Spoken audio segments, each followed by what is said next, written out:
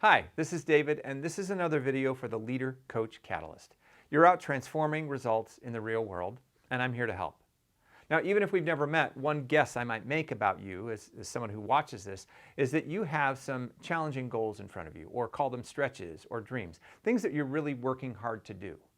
And what makes you unique, many people have goals, but what makes your way of pursuing it unique is that those goals have two qualities. One is that they are really difficult. In fact, you probably like it that way.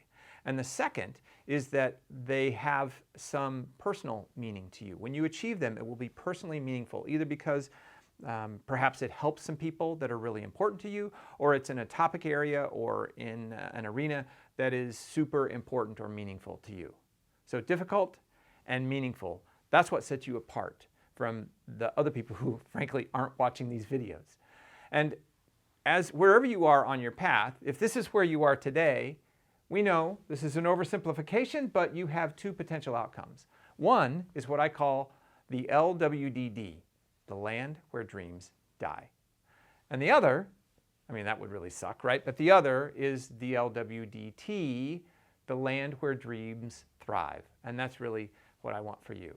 What we also know is that as soon as you declare that you're going somewhere great that's going to be difficult, obstacles sort of show up. You call them to yourself because of the difficulty or the approach or whatever it is. You call obstacles to yourself as soon as you say, I'm going to do that.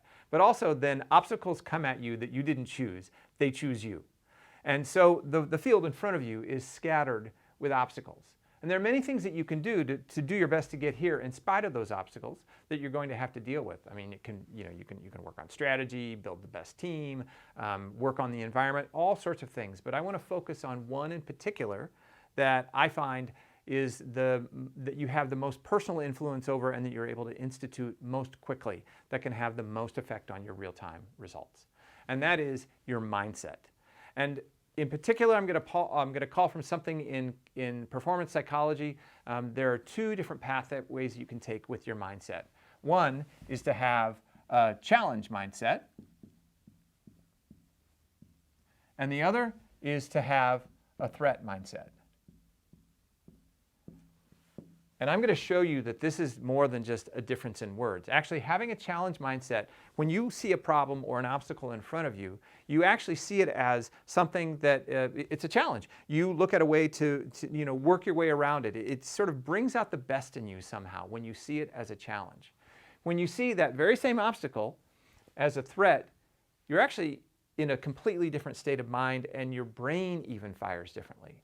It makes it more difficult to access the best in you.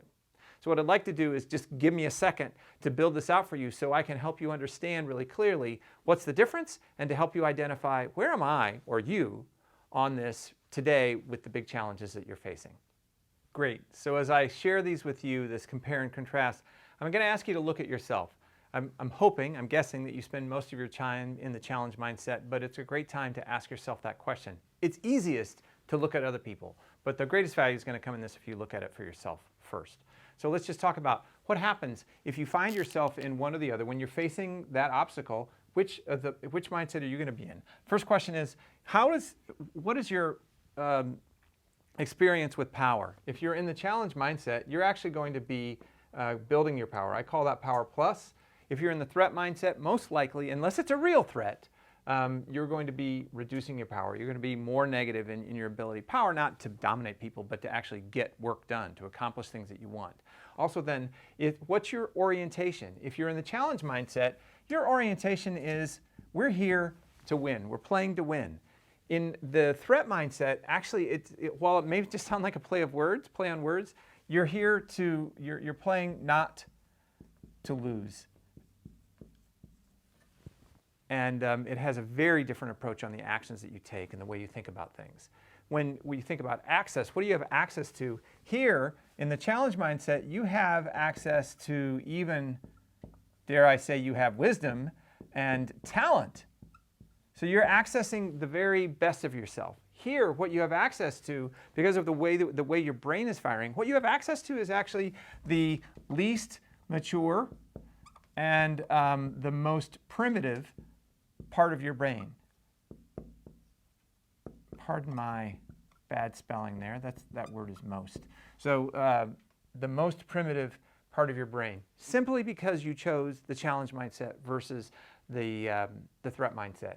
What's your experience? When you're in the challenge mindset, for the most part, you're having fun, so you enjoy it. You could even say that you're thriving in it.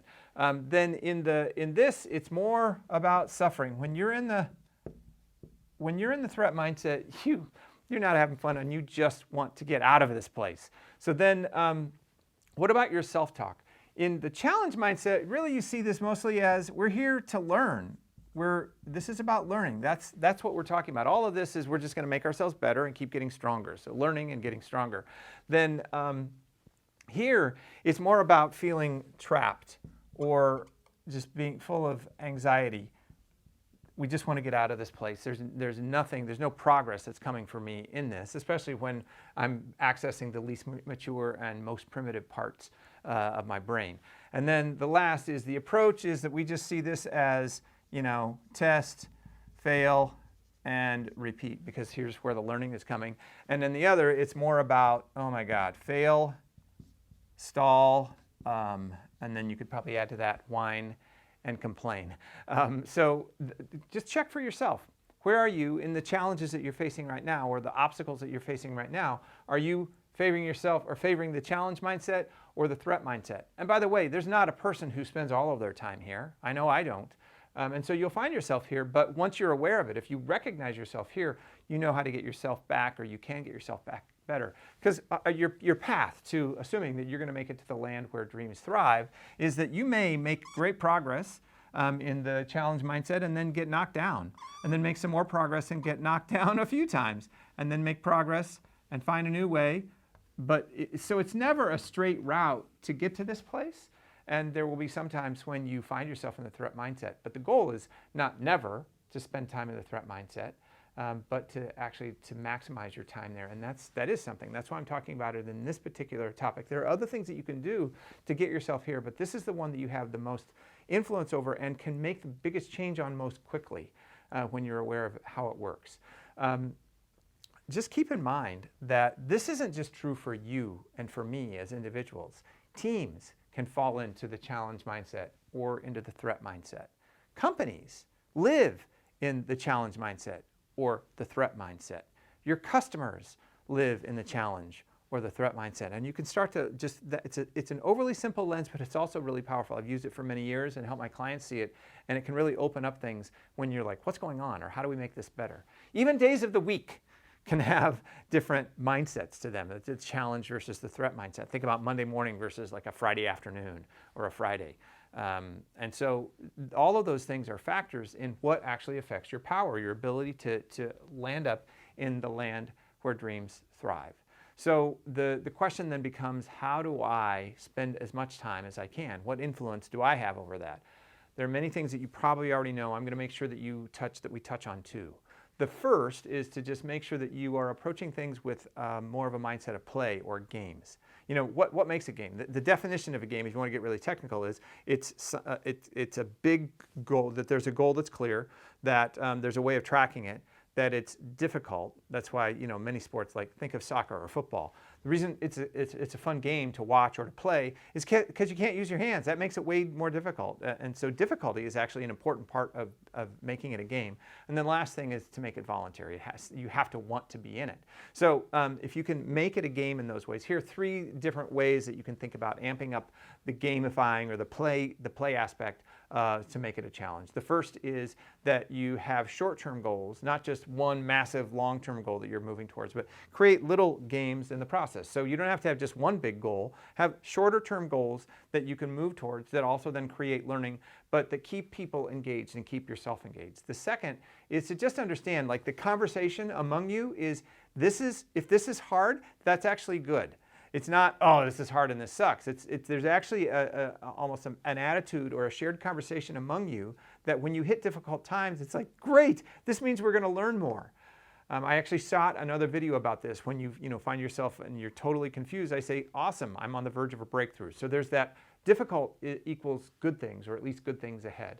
And then the last thing is when you find yourself really just struggling and you're leaning towards the threat mindset, you don't have any hope, the best thing to do is to find somebody else who's struggling and offer to help them. And it will immediately bring you back, very quickly bring you back into the challenge mindset when you try to help somebody else who needs you. It just brings that out in you. The second thing that you can do is think about the people that you're with. There's an old saying, we become the company that we keep. So keep good company.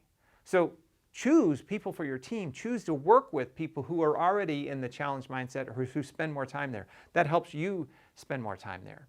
And then the last one is that I just heard this recently, and I love this way of thinking about it, is that I want to spend more time with people who want things for me versus people who want things from me. For me is often somebody who's in the challenge mindset. From me are people who are threatened.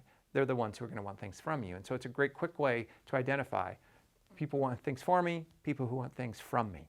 And so those are some ways that you can amp up the time that you get to spend in the challenge mindset. So look, you've got big goals to achieve right now. You're on the path to the land where dreams thrive. And I hope that what I've shared with you here is immediately applicable. So please tell me, what are you able to apply from this, or what have you applied, and what results is it, what change or effect is it having on your results? I'd love to hear from you. And also, again, how are these videos working for you? How's the format? Any suggestions about what's working? Please keep doing that, or what would make it even better? I'm really open to it, and I would love to hear from you. So thanks so much for letting me share this with you, and I'll see you in a future video.